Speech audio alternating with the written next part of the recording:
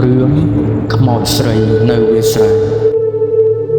នៅយប់ថ្ងៃសុក្រមួយម៉ោងប្រហែលជា11កន្លះយប់វុធីកំពុងជិះម៉ូតូចេញពីខេត្តត្រឡប់ទៅភ្នំពេញវិញផ្លូវលំដែលគាត់កំពុងតែធ្វើដំណើរគឺជាផ្លូវកាត់មួយដ៏ស្ងាត់ជ្រងំឃុំព័ទ្ធដោយវាលស្រែនិងព្រៃស្ដុកដែលគ្មានផ្ទះអ្នកស្រុកសម្បីតែមួយខ្នងភ្លាមនោះម៉ូតូរបស់វុធីក៏ចាប់ផ្ដើមខូចកណ្ដាប់នៅតែម្ដងវុធីខំជួសជុលយ៉ាងណាក៏នៅតែមិនឆេះភាពងងឹតនិងភាពស្ងាត់ជ្រងំចាប់ផ្ដើមគ្របដណ្ដប់លើគាត់ចាប់ផ្ដើមមានអារម្មណ៍ថាដូចជាមាននរណាម្នាក់កំពុងតែឈរមើលគាត់នៅពីក្រោមដើមឈើធំមួយនោះពេលកំពុងតែភ័យផងវុធីក៏ងាកទៅមើលពន្លឺផ្លែតមួយនៅឯជើងភ្នំដែលស្ថិតនៅចម្ងាយប្រហែលជា200ម៉ែត្រពីគាត់ប្រហែលជាផ្ទះអ្នកស្រុកហើយមើលទៅយ៉ាងហោចណាស់ក៏អាចសុំជំនួយពីគាត់បានខ្លះដែរវុធីគិតក្នុងចិត្តហើយក៏អូសម៉ូតូចាស់របស់គាត់ឆ្ពោះទៅរកពន្លឺមួយនោះពេលគាត់ចូលទៅដល់ពន្លឺមួយនោះគឺជាពន្លឺចង្គៀងប្រេងកាតនៅក្នុងផ្ទះឈើចាស់ទ្រុឌទ្រោមមួយដែលមើលទៅហាក់ដូចជាគេបោះបង់ចោលជាច្រើនឆ្នាំមកហើយតែនៅមាត់បង្អួចវិធីបានឃើញស្ត្រីម្នាក់កំពុងតែអង្គុយសិតសក់ដ៏វែងអន្លាយរបស់នាងមានសម្រស់ស្រស់ស្អាតលើសពីស្ត្រីណាដែលគាត់ធ្លាប់ឃើញស្បែកសភ្លឺថ្លានិងសម្លៀកបំពាក់ពណ៌សបេះដូងវិធីចាប់ផ្ដើមលូតខុសពីធម្មតាគាត់ក៏ឈប់នៅផ្ទះនោះហើយបន្លឺសម្លេងតិចជំរាបសួរតើខ្ញុំអាចសុំជំនួយបានទេបន្ទាប់ខ្ញុំខូចកណ្ដាប់ផ្លូវហើយស្ត្រីម្នាក់នោះងាកមកយឺតហើយញញឹមដាក់គាត់សម្លេងរបស់នាងផ្អែមល្ហែមតែត្រជាក់ស្រឹបដូចទឹកកកបងមកពីណាយប់ជ្រៅហើយមិនដេញមិនចូលមកលេងសិន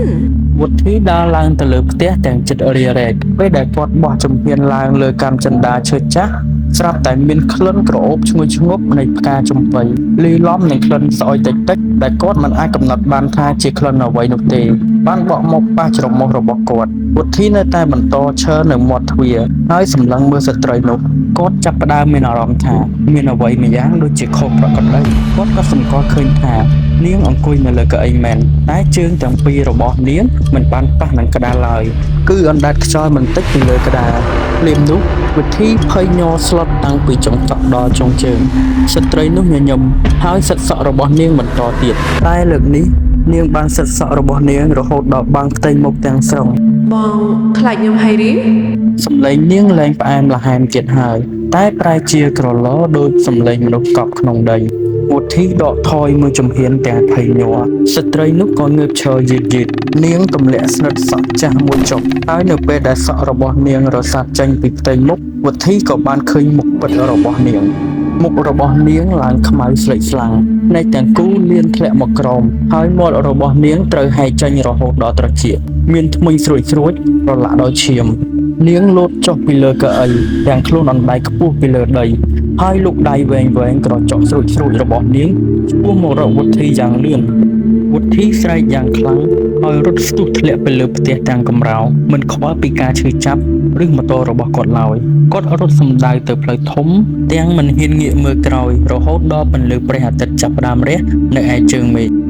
នៅពេលព្រឹកវុធីប្រាប់រឿងនេះទៅដល់អ្នកភូមិដែលចេញមកធ្វើស្រែអ្នកភូមិប្រាប់គាត់ថាផ្ទះនោះគឺជាផ្ទះខ្មោចដែលស្ត្រីត្រូវប្តីសម្លាប់តាំងពីយូរណាស់មកហើយគ្មានអ្នកណាហ៊ានចូលទៅជិតនោះទេ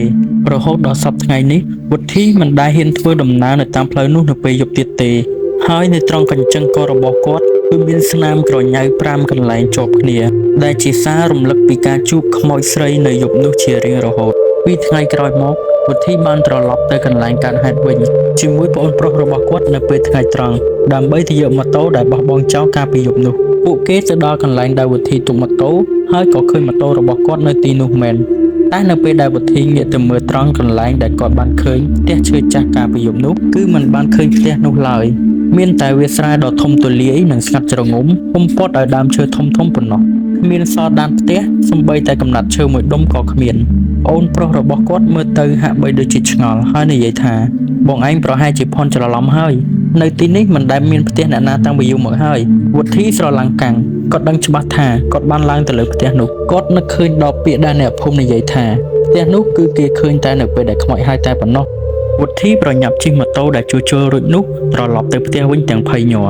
ភាពភ័យខ្លាចបានរសាត់បាត់ទៅមួយរយៈតែចិត្តរបស់គាត់នៅតែមិនស្ងប់មួយសប្តាហ៍ក្រោយមកពេលវុធីកំពុងរៀបចំខ្លួនទៅធ្វើការគាត់ក៏បានមើលកញ្ចក់គាត់សម្លឹងមើលស្នាមក្រញ៉ៅទាំង5ដែលនៅជាប់នឹងកញ្ចឹងករបស់គាត់គិតថា វាជារបស់ជាំធម្មតាដែលនឹងរលត់បាត់ទៅវិញមិនខានតែវាមិនមែនជាស្នាមជាំទេស្នាមក្រញ៉ៅទាំង5នេះមិនបានរលត់ឡើយផ្ទុយទៅវិញវាប្រែទៅជាស្នាមសាក់ពណ៌ក្រហមឆ្អិនឆ្អៅដូចឈាមស្ងួតហើយវាស្រដៀងនឹងក្រចកដៃស្រួចរបស់មនុស្សស្រីវុធីចាប់ដើមឮសំឡេងល្វើយនៅក្បែរត្រចៀករបស់គាត់វាជាសំឡេងខ្សឹបដ៏ផ្អែមល្ហែមតែត្រជាក់ស្រេបដោយសំឡេងខ្មោចស្រីនៅយប់នោះបងមិនអាចរួចខ្លួនពីអូនបានទេបងត្រូវតែត្រឡប់មកវិញកុំភ្លេចស្នឹកសក់ដែលអូនជូនបងវុធីនឹកឃើញដល់វត្ថុម្យ៉ាងដែលធ្លាក់ពីលើខោប៉ៅអាវរបស់គាត់គឺស្និតសក់ឈើចាស់ដែលគាត់បោះចូលក្នុងធុងសម្រាមភ្លាមតែពេលនេះវត្ថុនោះមិនបាននៅក្នុងធុងសម្រាមទៀតទេ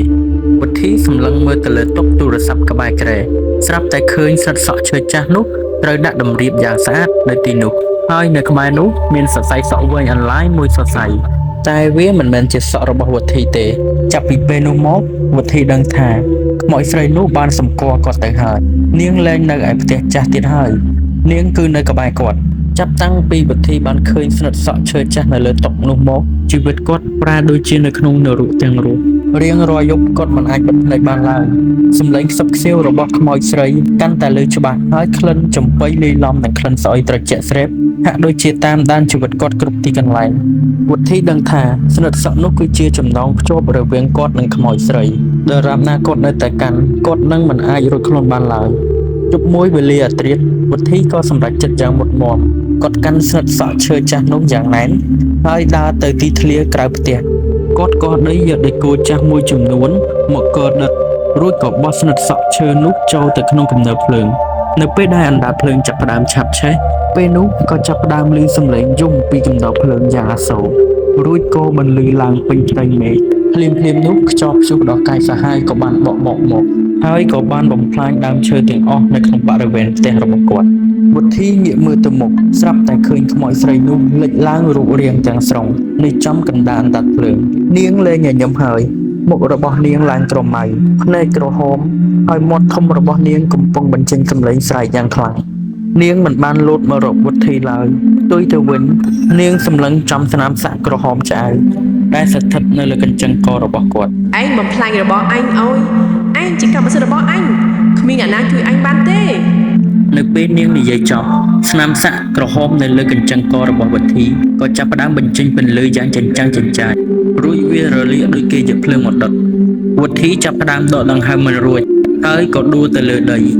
គាត់ស្រែកមិនរួចទេប្រៀបដូចជានរណាម្នាក់បានយកអ្វីមកខ្ទប់មាត់របស់គាត់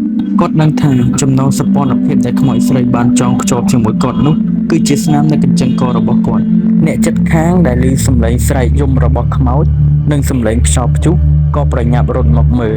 នៅពេលដែលពួកគេមកដល់ពួកគេឃើញតែវុធីដេកដួលនៅគំនរភ្លើងដែលរលត់ទៅវិញវុធីបានស្លាប់ទៅហើយភ្នែករបស់គាត់បានបើកធំហាក់ដូចជាកំពុងឃើញអ្វីដ៏គួរឲ្យខ្លាច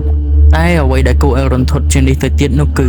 អ្នកចិត្តខាងបានឃើញស្នាមនៅកញ្ចឹងករបស់គាត់គឺបានរលត់បាត់អស់ទៅហើយអ្នកភូមិជឿថាខ្មោចស្រីនោះបានយកព្រលឹងរបស់វុធីទៅនៅជាមួយ